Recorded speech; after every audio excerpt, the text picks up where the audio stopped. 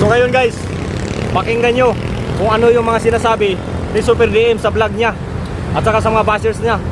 So ngayon, pakinggan nyo mga idol.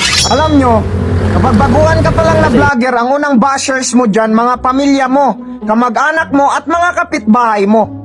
Hindi mo sila makikita na magla-like sa video mo kasi nahihiya sila sa ginagawa mo. Sasabihin nila, ay ano ba to si ano, parang nababaliw, nagsasalita mag-isa, parang nasasapian. Pero kapag dumating na yung time na sumikat ka na, kilalang kilala ka na, marami ka ng pera, sila pa yung una magsabi sa mga trupa nila. Kahit hindi naman tinatanong, sasabihin nila na, yan si ano, kamag-anak ko yan, kapitbahay ko yan. Tapos, sasabihin pa nila na, palibre naman dyan ng ice cream mo.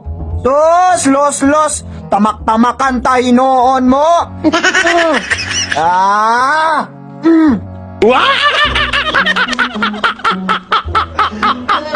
Nung una ang lakas makapang-bash, pinapahiya ka, pinagtatawanan ka.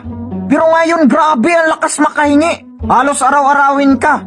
Hindi mo lang napagbigyan ng isang bises, masama ka na sa tingin nila. Sila pa yung galit.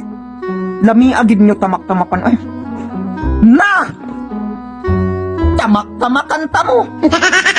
Lamiagid nyo tamak-tamakan. Ay,